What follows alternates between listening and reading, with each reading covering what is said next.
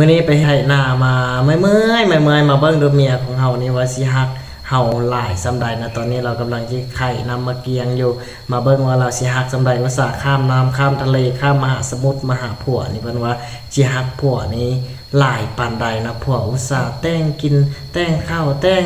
น้ำอุตส่าห์อันใดถูบ้านถูเฮือนล้างห้องน้ำให้เบิ่งเมียเพิ่นสิเฮ็ดแนวใด สิให้ผัวกินเพื่ออุตส่าห์แบบเสียสละหลายปานนี้แล้วเบิ่งเมียเพิ่นสิเฮ็ดแนวใดไข่ละบ่น้ำอันนั้น ไข่จะให้ผัวกินบ่หรือว่าสิให้เมียกินหรือว่าตัวเองนั้นสิกินเองเพิ่นว่าให้ผัวสุดที่ฮักกินบ่นั่นน่ะ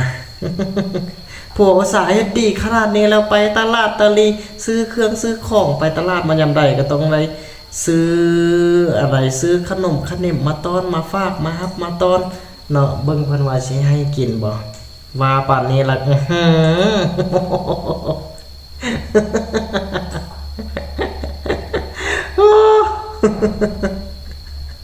อุตส่าห์ว่าป่านนี้แล้ว ยังบ่ได้กินอยู่โอเคอย่าฮู้แล้วแหละคำตอบนะ